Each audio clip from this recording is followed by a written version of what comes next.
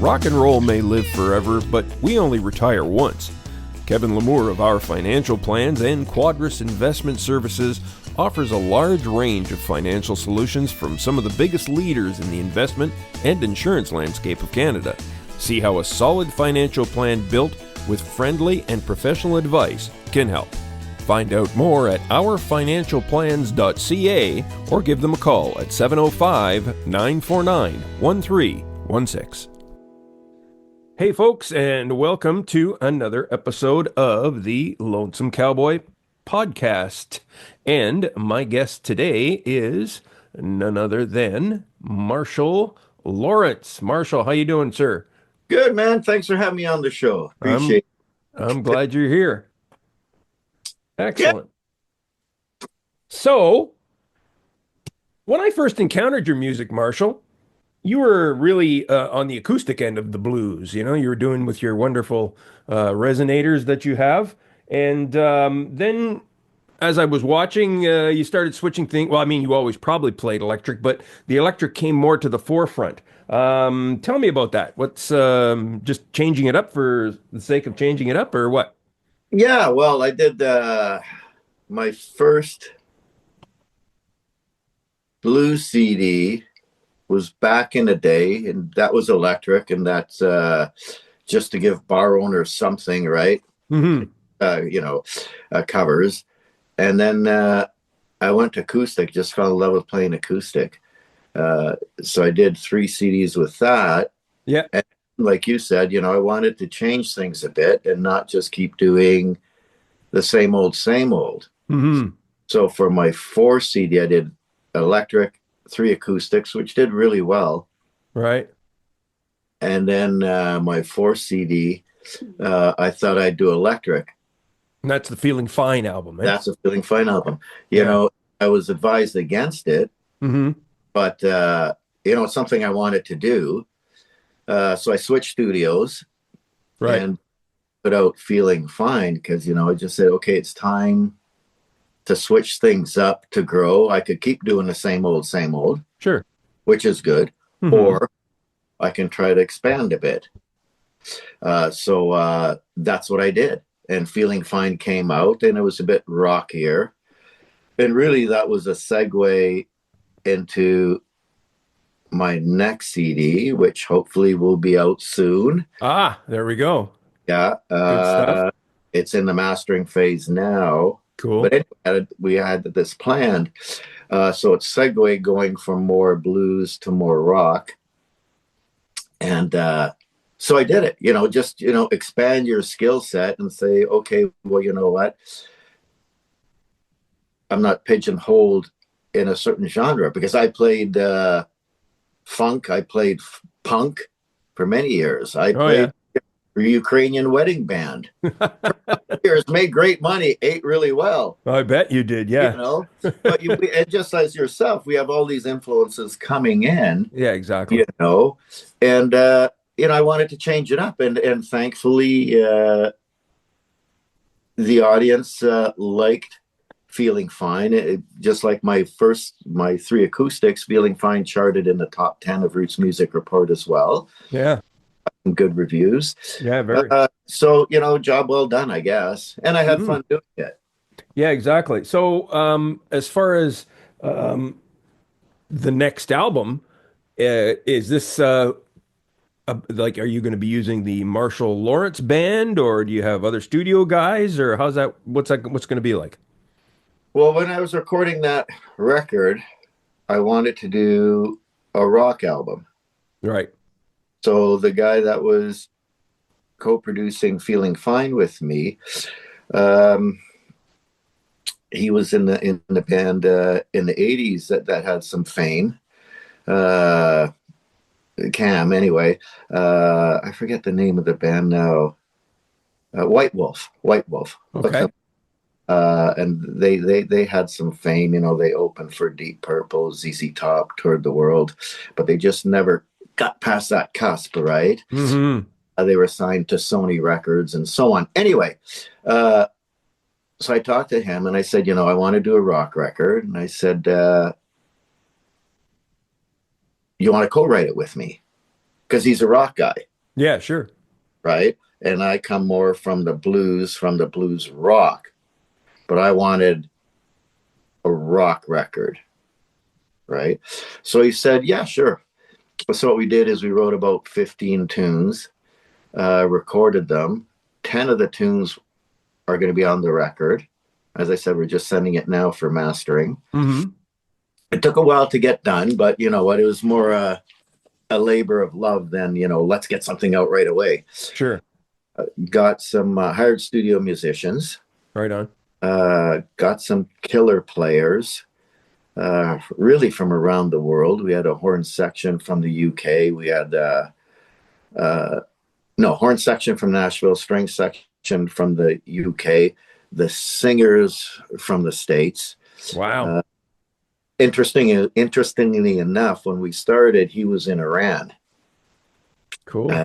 Iranian guy, and then he moved to the States. By the time we finished the record, Wow. so just a conglomerate of spirit Mm-hmm. and people. Studio guys. Sure. Yeah.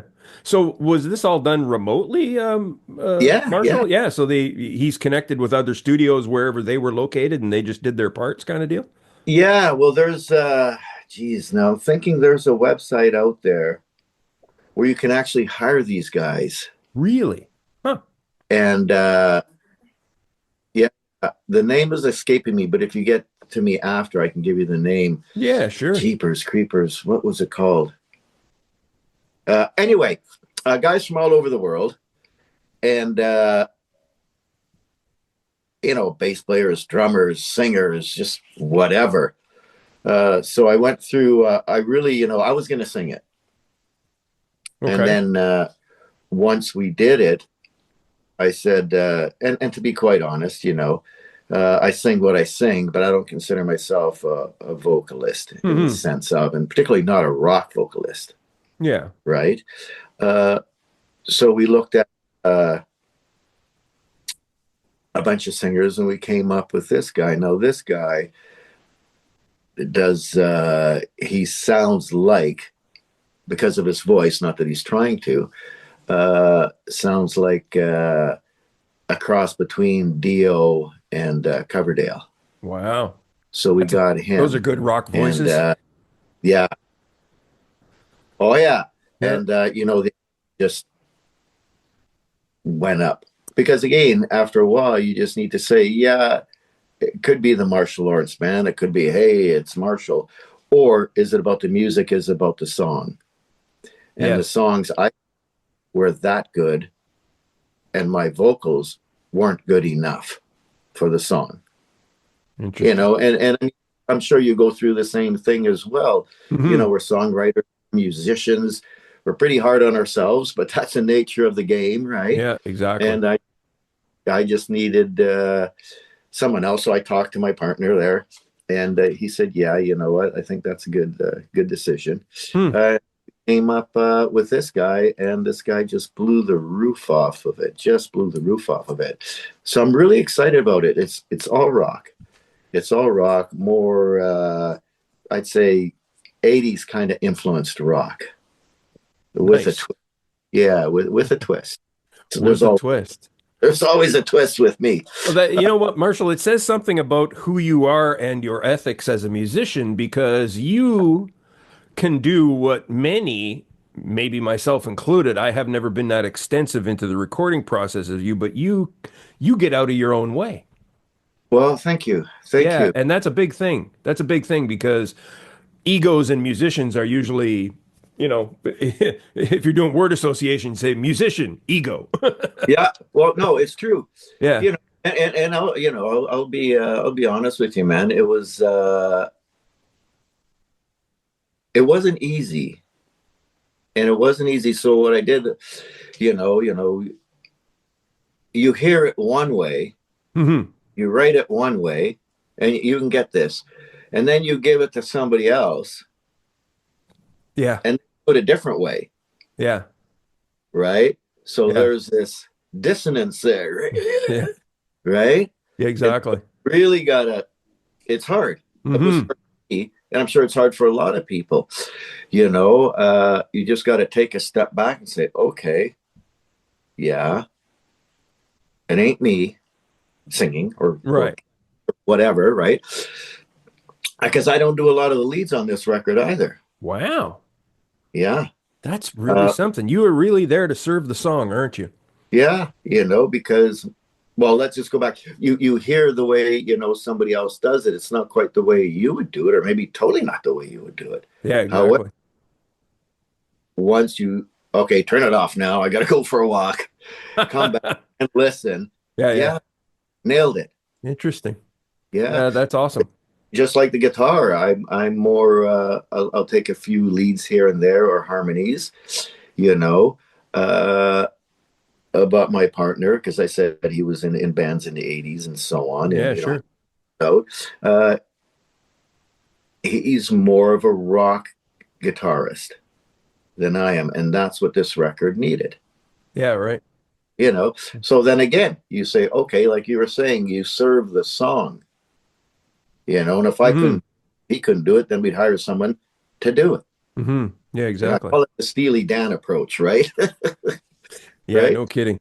So let me ask you, when you put this out, since you're not singing vocals on it, are you still pulling it out as Marshall Lawrence, or do you have another way you're going to do that? I mean, I don't see any problem with it because, I mean, you are the brains behind the project, right? Yeah, well, it's a combination, me and my partner. Yeah.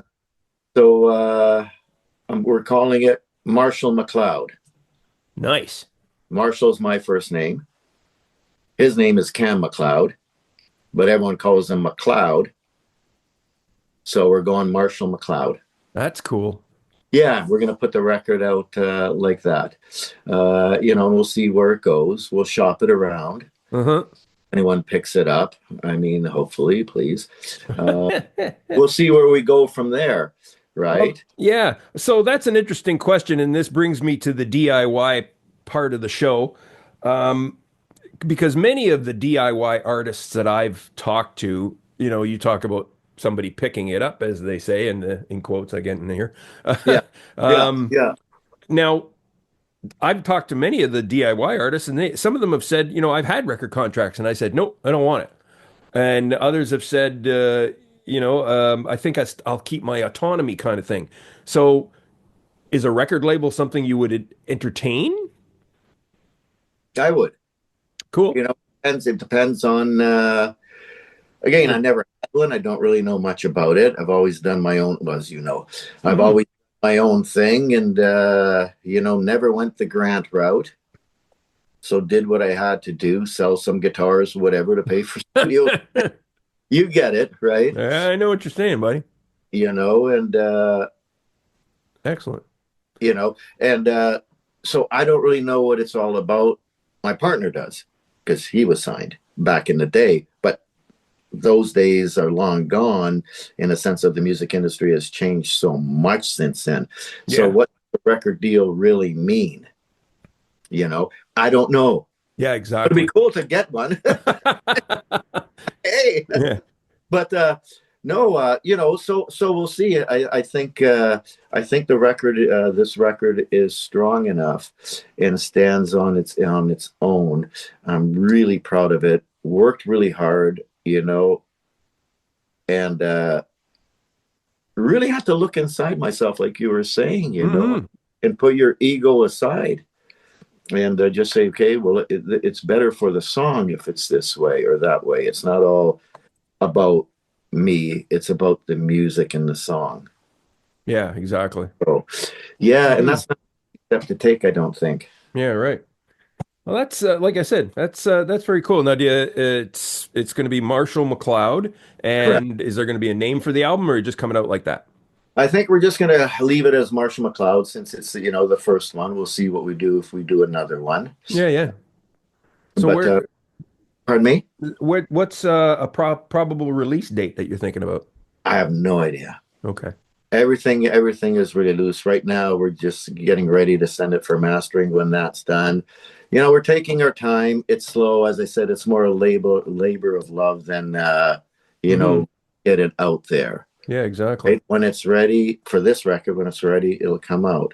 Yeah. But doing the do it yourself thing, I'm also recording a blues record. Oh, cool. Yeah, and what I wanted to do is, I set up a little studio, blah blah blah. So this is all in house in my Sure. basement, Yeah, right? no kidding. And going to do some covers and some covers of my favorite blues tunes and Nice. some originals. Interestingly, when I started that project, I was coming out of we were coming out, the world was coming out of Yeah. COVID, so on, right? And I've been doing much during COVID outside of, just practicing and woodshedding and writing Hmm. and whatever. Uh, so I recorded it just me and my guitar in a studio. Nice. And then my wife and I started to build our studio, just a small, home Yeah. studio.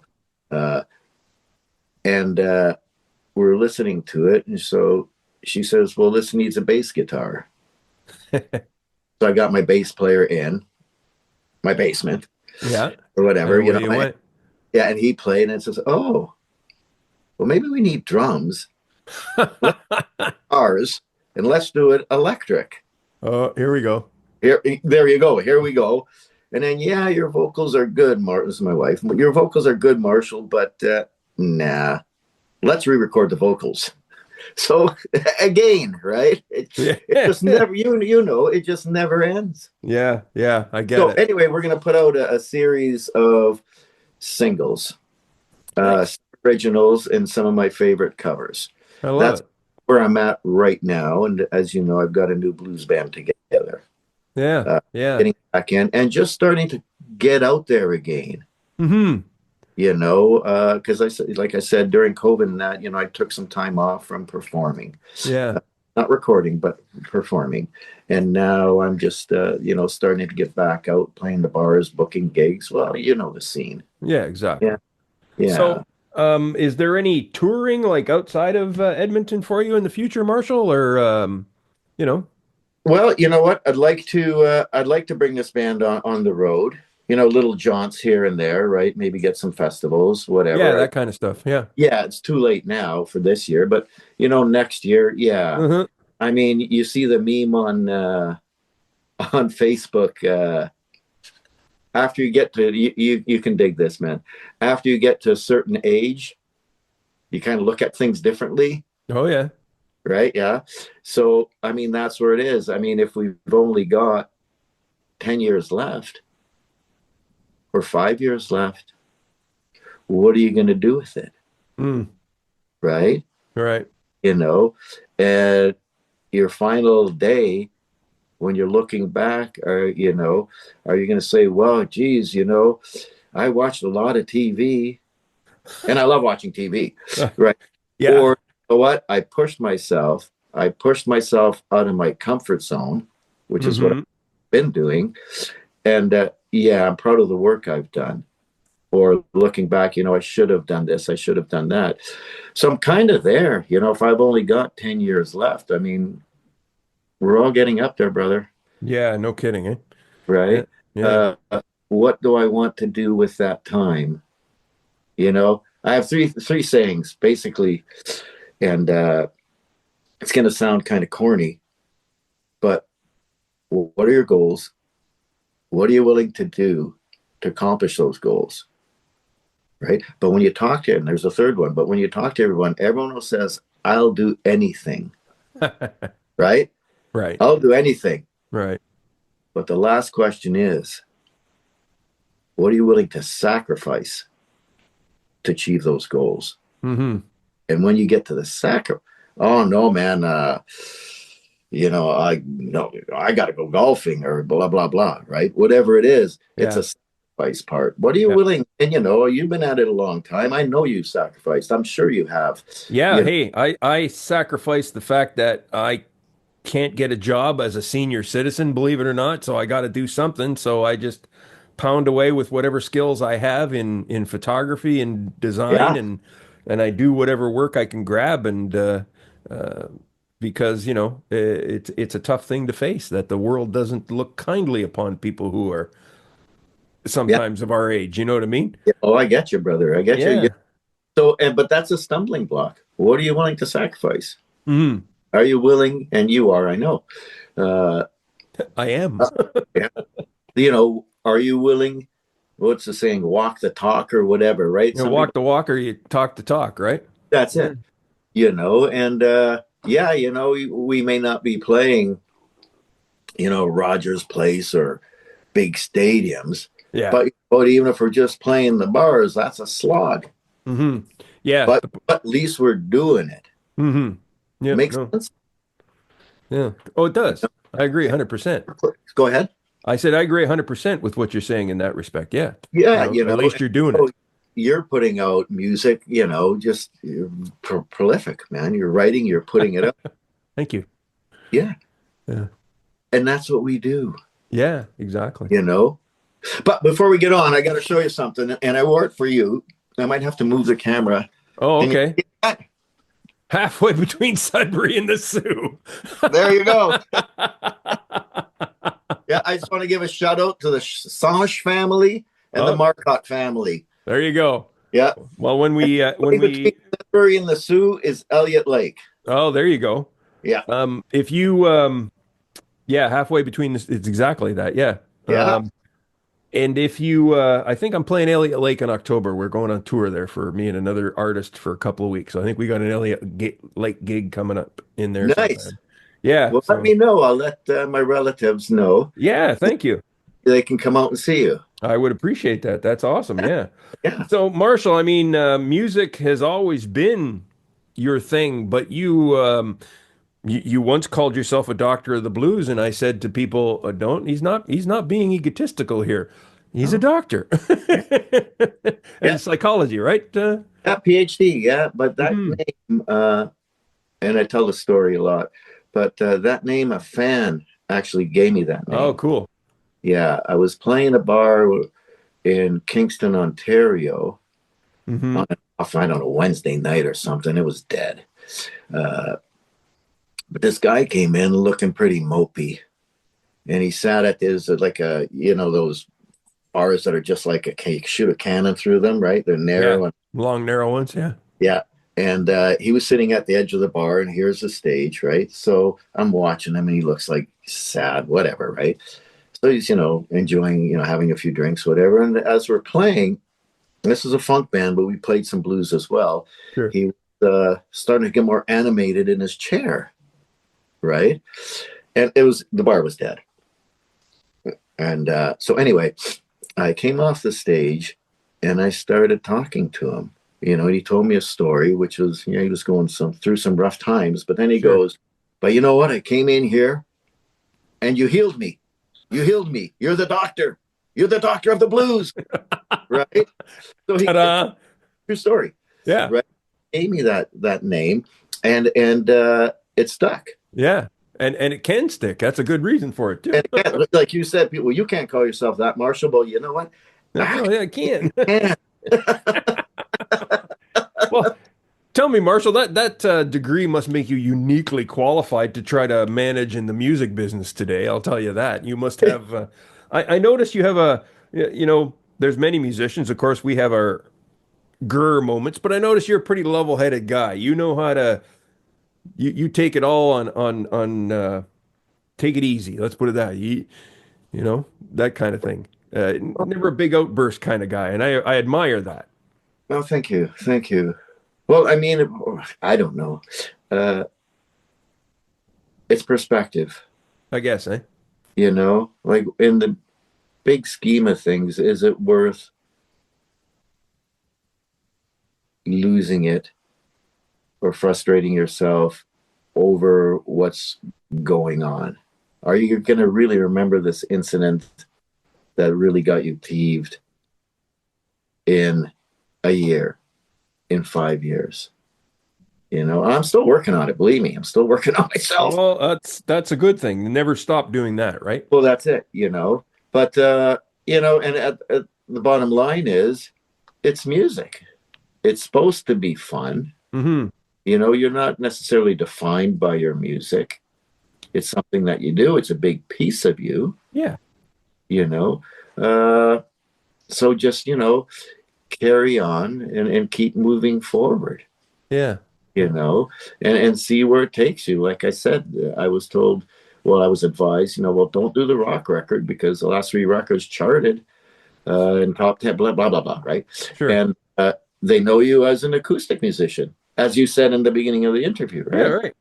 And I said, well, that's okay, but that's not all I am.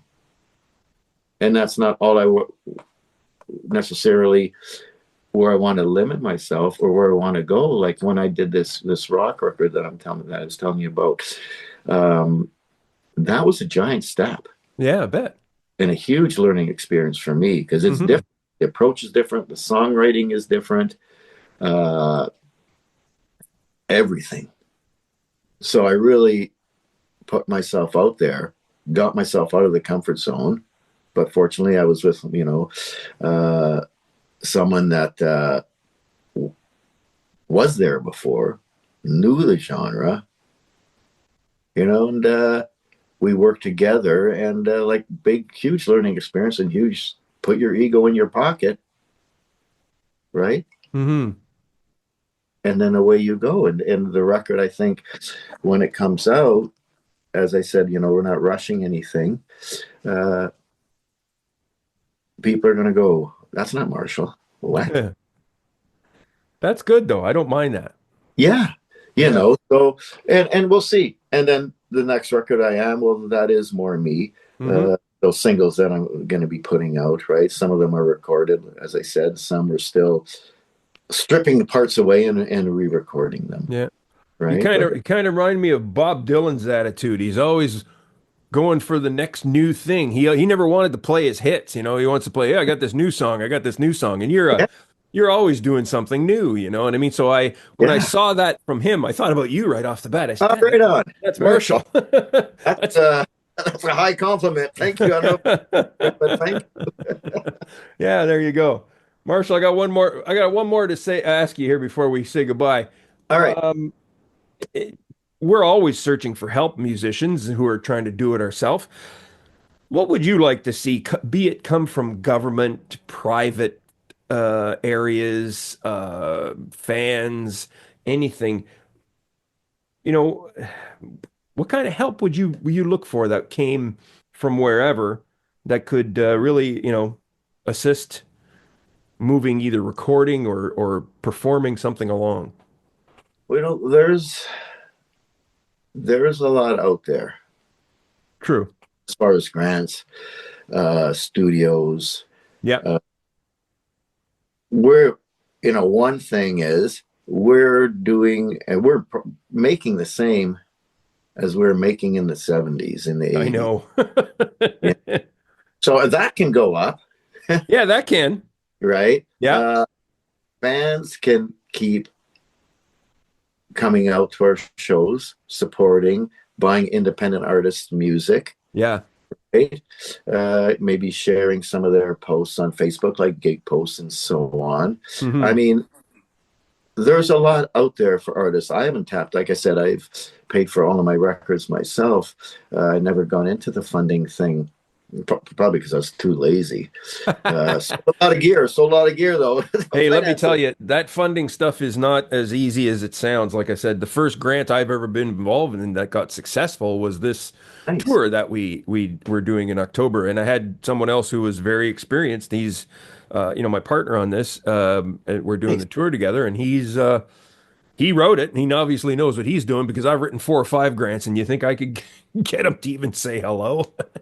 Yeah, it's tough, but Yeah, crazy. I think on a fundamental level, the biggest thing that we can do is, and we talked about putting your ego in your back pocket. Mm-hmm. Put our egos in the back pocket and help each other out. That's the big thing, right? It doesn't matter if you get the gig and I don't get the gig, but to still support each other and, not diss each other. Yeah. I'm better. And you find a lot of that, there's lots of really good community, lots of really great people. But I think, that sort of thing is still out there, and it really shouldn't be, because you're doing your thing. I'm doing my thing. Another guy's doing their thing, so we shouldn't really compare ourselves to each other, or be compared. Well, he's better than him, he's better than her, or whatever, right? Yeah. Well, the old joke, eh? More love. There you go. Yeah. The old joke, eh, Marshall?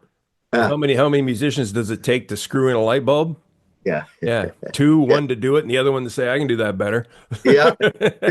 And I mean, everyone has something. Yeah, everyone has something that they do really well, and you can learn from them. Yeah, exactly. Right. Marshall, tell the folks where they can find you and your stuff and socials and all that fun stuff. All right. Well, just go online and Google Marshall Lawrence Blues. Yep. You'll see the links come up. You can go to my webpage, www.doctorblues.com, and it'll have everything on there that you need to follow me, whether it's Facebook,